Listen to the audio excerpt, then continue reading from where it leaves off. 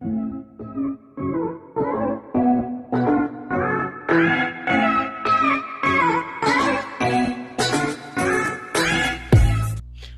meu nome é Paula, eu sou professora de língua portuguesa e eu vou trabalhar com vocês hoje conceitos de coesão e coerência, tá? Para começar, vou falar um pouquinho sobre esse microconto do Ernest Hemingway, que foi um escritor norte-americano. Então, olha lá. Vende-se sapatos de bebê nunca usados. Esse é o microconto. A gente tem pouquíssimas palavras aqui que contam uma história. E aí a gente pode entender quais as qualidades que um texto precisa ter para que ele surta os efeitos para os quais ele foi criado. Então, uma carta profissional, ela tem um objetivo. Então, por exemplo, eu envio alguns produtos para serem usados em um evento, por exemplo. Então, eu vou colocar lá na minha carta: seguem tantos bonés para o evento do dia tal. É essa a mensagem que precisa ter na carta. E aí, quanto mais bem escrita e bem elaborada essa mensagem estiver, menos problemas eu tenho de comunicação, porque lá do outro lado, o leitor, ele vai entender e vai usar essa comunicação da forma que é necessário. Agora, se essa comunicação não tiver bem escrita, ele vai ligar, você vai perder tempo e a gente vai ter uma série de problemáticas que vão surgir daí, tá? Então é importante então, num texto literário como é esse que eu apresento aqui, que eu abro essa aula, a gente também dá uma margem de interpretação, mas é um texto muito objetivo. A gente já tem uma ideia por trás, mas o texto tá aí, é isso, tá? Então, o que um texto precisa? Ele vai precisar de objetividade. Então, é o foco. Quando eu falo objetividade, por exemplo, quando eu restringo para o meu aluno que ele vai ter que fazer um texto com 10 linhas, é justamente para que aquele aluno que escreve muito, ele tente diminuir esse texto realmente nas informações que são necessárias. Para o aluno que escreve pouco, isso termina sendo um sofrimento, porque ele tem que aumentar ali a sua bagagem de linguagem para ele poder elaborar ali esse texto, tá? Mas a gente entende que o texto tem que ter começo, meio e fim, e ele tem que ser objetivo, ele tem que ir direto ao ponto. Correção, ele tem que estar em conformidade com as normas da língua. Claro que cada texto tem um objetivo e cada texto pode ser usado uma linguagem. A gente precisa entender qual é o objetivo do texto e qual tipo de linguagem, se ele vai ser mais ou menos formal, depende do meu leitor, depende do que eu quero que seja feito com esse documento. Então, esse domínio da linguagem formal vai fazer com que a pessoa que está elaborando ali, ela consiga atender os objetivos daquele documento, daquele texto que ele está elaborando. Clareza, é uma boa organização. Então, porque tem gente que escreve e conta um pedaço da história aqui em cima, aí embaixo ele conta uma parte que tinha que vir em cima, e aí faz essa confusão toda, trazendo uma falta de entendimento, uma dificuldade de entendimento do que ele quer informar. Tá? Concisão, poucas palavras com muita significação. Esse microconto, para mim, ele é o exemplo da concisão. Com esse microconto você entende o que eu quero dizer. Quando você fala pouco, mas traz muito significado. Coerência, harmonia textual. A gente não pode dar uma informação no primeiro parágrafo e no segundo a gente desmentir sem nenhum contexto. Precisa ter coerência, porque quando não tem coerência, o leitor, ele se perde e fala assim: eu não vou continuar lendo esse texto. E eficácia é quando ele cumpre com o objetivo para qual ele foi criado. Então, juntando todas essas qualidades, a gente pode ter um texto eficaz.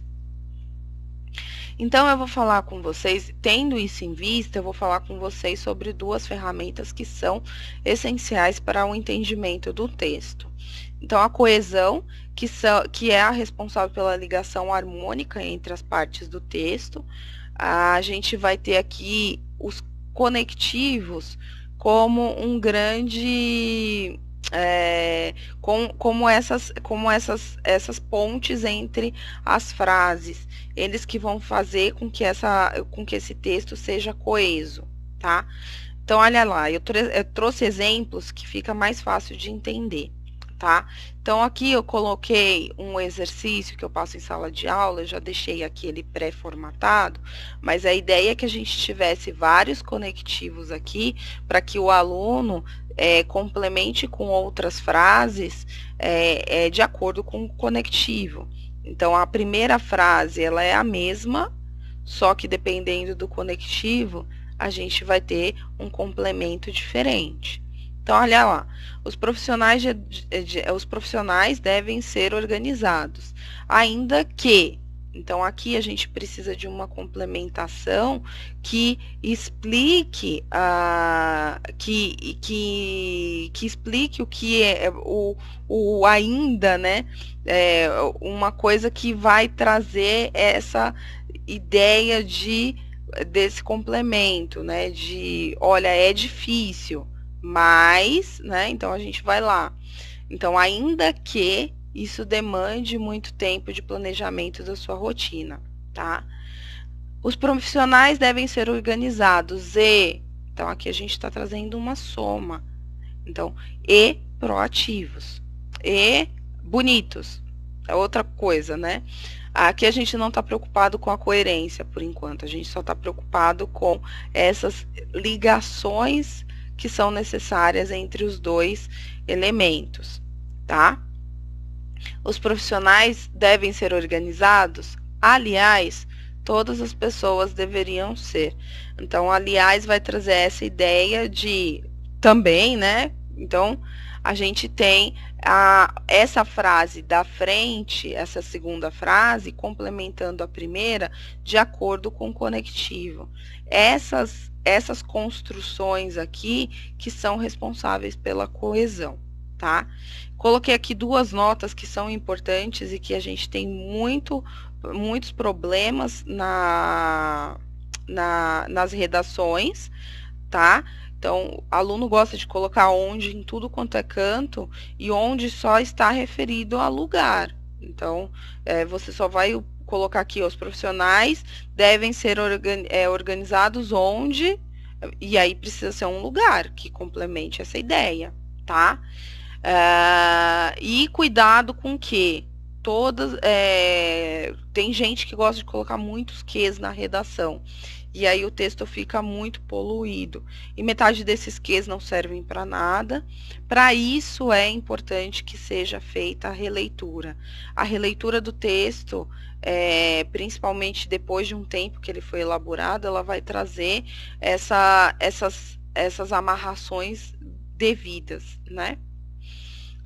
Aqui eu trouxe para vocês um outro exemplo para vocês entenderem como que se dá a coesão nos textos. Eu peguei uma música da banda Biquíni Cavadão, eu vou deixar linkado aqui, e eu transformei ela numa narrativa, num texto narrativo. Então, aqui a gente conta a história da Janaína, então a gente tem uma música, tá? Então, eu fui tirando as ideias que não eram necessárias para um texto narrativo. Então, olha lá. Então, Janaína acorda todo dia às 4h30. Esse é o primeiro verso da música. E aqui no segundo verso a gente tem lá. E já na hora de ir para a cama. Então, aqui eu substituí, porque aqui a gente tem uma linguagem muito informal, eu substituí por um texto aqui, né? Por um texto narrativo, tá? E aí eu substituí já na hora de ir para a cama, que é uma ideia de uma coisa que acontece no final do dia, que acontece no momento do descanso, tal. Eu coloquei aqui, substituí isso daqui para no final do dia, tá? Então, ó, Janaína acorda todo dia às 4h30 e no final do dia ela pensa que o dia não passou. Eu podia, na música a gente tem que o dia não passou e que nada aconteceu. Eu posso usar tanto um quanto o outro. Os dois fica redundante e a gente infringe essas qualidades aqui de objetividade, coerência. Então a gente não precisa dos dois aqui, tá? Eu posso tirar esse ela, se eu achar que está redundante, mas eu posso manter, se eu achar que não precisa. Se eu achar que vai ficar repetitivo aqui embaixo, eu posso tirar. Como nesse texto é um texto bem pequeno e a gente tem poucos parágrafos, eu acredito que não tá fazendo, não tá ficando demais. Mas se você quiser tirar, você pode. Ó. No final do dia, pensa que o dia não passou. Então, Janaína é passageira, passa. Na música, essa repetição do passa é legal. Já num texto narrativo, isso cansa o leitor. Então, eu troquei essa ideia por ela gasta, porque a gente está falando, ela é passageira, passa as horas, então a gente está dando uma ideia de gastar, de deixar o tempo correr, de perder o tempo, né? Então, ela gasta as horas do seu dia em trens lotados, filas de supermercados, bancos e repartições que repartem sua vida. A mesma estrutura, o autor da música usou aqui, ó, repartições que repartem. Na música é bem legal. Já no texto narrativo, isso vai cansar o leitor.